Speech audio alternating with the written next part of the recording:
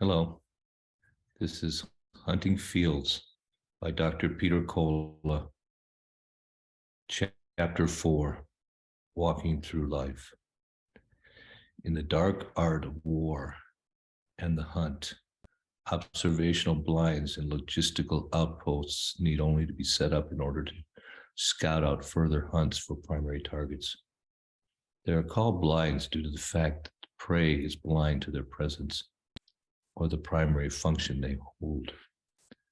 Paul is sitting at his desk looking at the plans he is contemplating for his new St. Francis office. His dream opening an office where the people won't have to worry about authorization or approval, but merely get the physical care they need using baths and pools of various types in the same model as the pools St. Francis used when he treated lepers. He'd actively looked for a building now for over a month, and Hilly was completely behind the idea. Only yesterday they were watching the film Brother, Sun, Sister, Moon. Paul found a video copy now well over a decade after he first watched it in school. Being touched then by the man's faith in healing using God in the process. This film may have been the very inspiration for him to get into physical medicine in the first place. Slowly he starts closing his eyes, remembering a wonderfully heavenly conversation. We can easily finance the office, especially if we find a building in the rougher part of town. He shows Hilly the plans as she sits down, bringing him a cup of coffee. She squirms for a moment as she adjusts her overly pregnant stomach on the couch.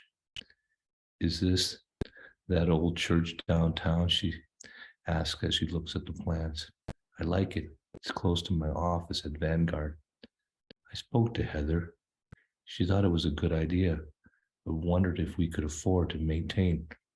If insurance rejected the idea, she smiled as she looked at her husband's grimace. There are more things than money, and we'll just be fine. The main office can pay for both. She has always been all about business, and just doesn't seem the more giving side of what we do in our office. Hilly says as she plays with Nadia. She's always given us so much help. She even referred our OBGYN, Dr. Trueblood. That woman has been good, and even cleared her entire vacation schedule to make sure she was available for my delivery. You probably wouldn't have much time to work there anymore when the baby comes, especially if we opened this other office, I said as I pulled out the figures of the operation. The sliding scale and allowing people to actually become a part of the healing process is an aid or administration if they want, especially if they cannot afford the care. I think it will be fine. This part of town really needs it, Paul adds. With that, what are we already making at our own office? We could afford this one even if we only get the minimum payments. This one is for God. Paul has always been intrigued by the fact that it has been documented since the days of St. Francis that the man and his followers treated dozens of lepers in the Assisi area and never themselves contracted the sickness, not a single one. In a time when there were no known treatments for the disease, and even to come in contact with buildings or clothing touched by them was certain death. This perplexing fact even put in a little question on the actual infectiousness of the diseases he was taught when he was testing medicines back in Holland. I think it's a beautiful idea, Hilly says as she reaches down and helps Nadia to the couch. She immediately puts her ear to Hilly's belly and starts humming to the baby. Hilly looks at her daughter with the purest and most loving smile any woman has ever had, and she looks back at me. You're such a good man for wanting to do this.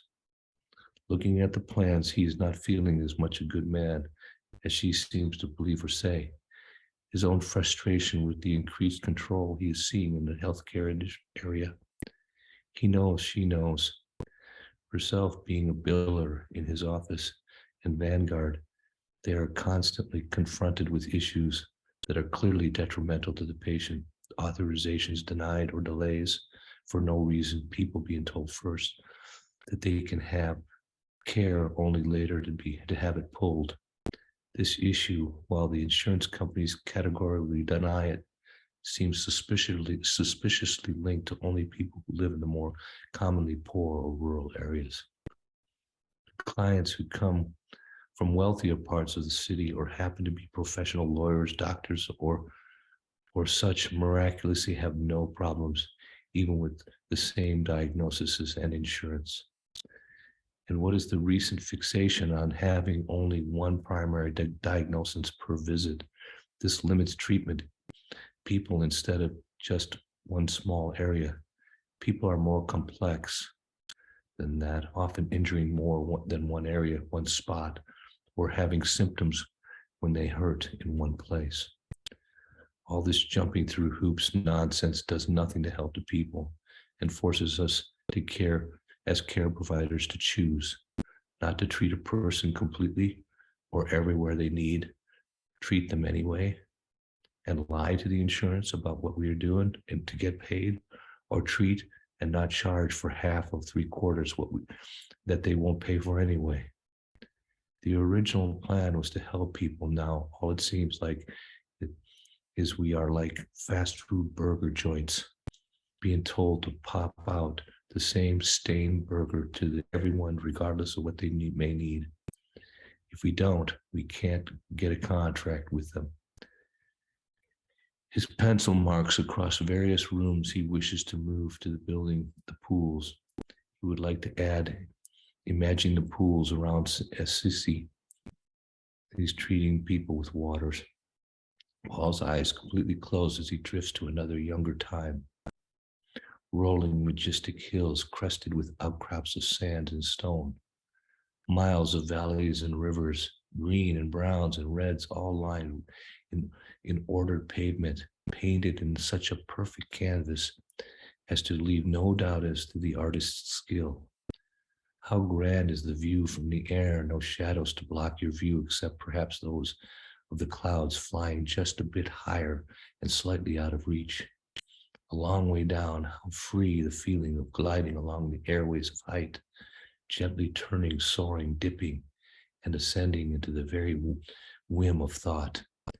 From this bird's eye view, a person can almost feel the subtle changes in altitude as we soar higher and then dip lower, a bird-like sensation of the breeze blowing on your skin, the feeling of the air flowing by an invisible pool of currents and streams pushing against your skin as the force of air thrusts up in upward lift, ever wrestling with the forces of gravity that keep our feet firmly on the ground.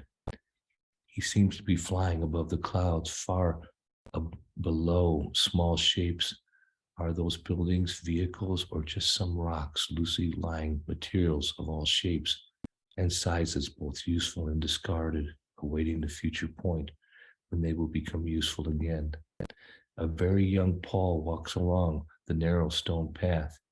It also seems to glide a little different way than directly to school, yet the boy loves taking the slow way and just walking.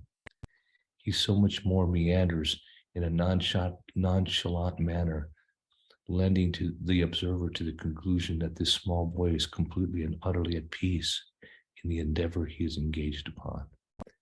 He could be anyone in the world, a prince wandering through his kingdom, a content husband dreaming of his beloved wife, a free spirit without a care, content and happy, quite different from those that present themselves from day to day alone. Not a care in the world and completely oblivious to the surrounding noises, or even so much as the world and all the complexities that are yet to be infiltrated into the private bubble of the world that this young lad has captured and made his own.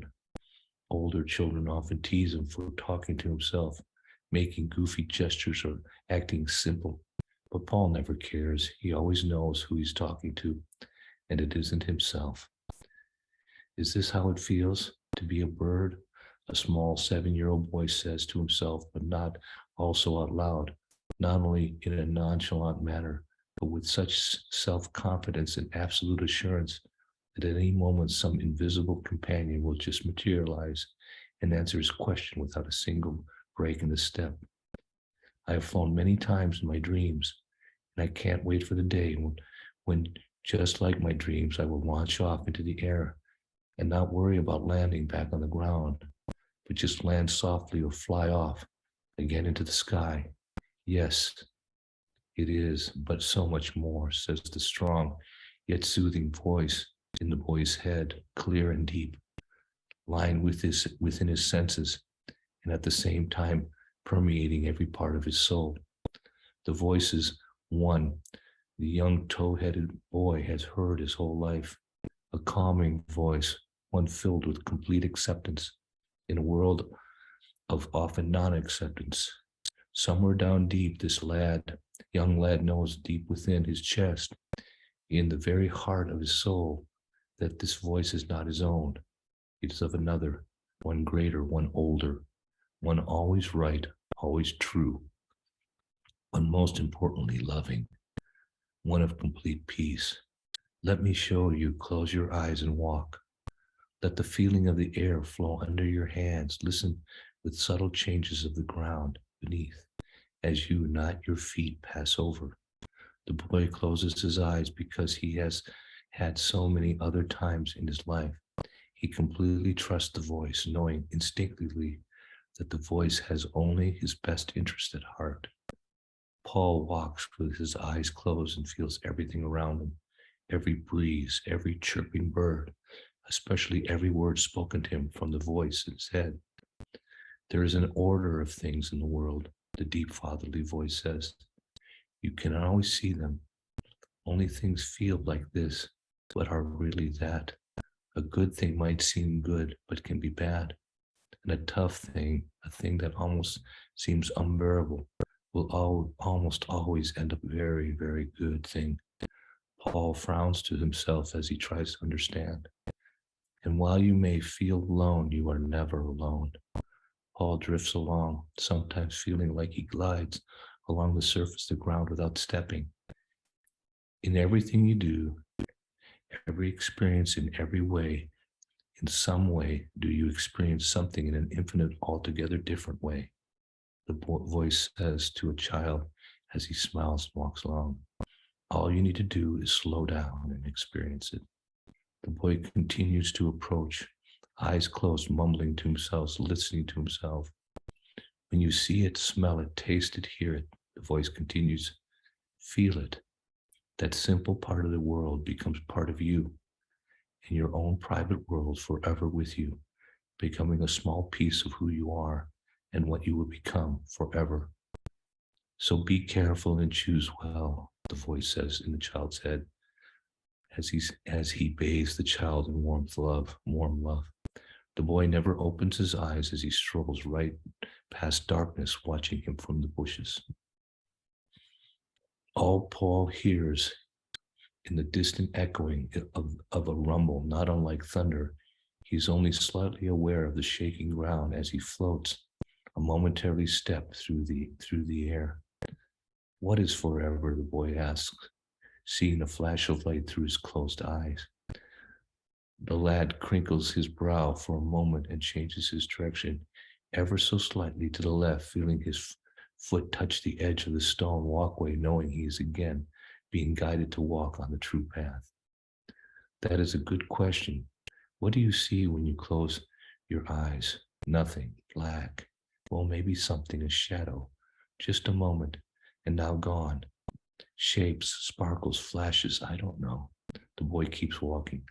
The shadow seems far below and below me now fading. When you are talking to me, the shadows can't touch you, reach you, or harm you, remember. The voice says now with authority and adds, how high is up, left or right, or even down? Can you see the edge?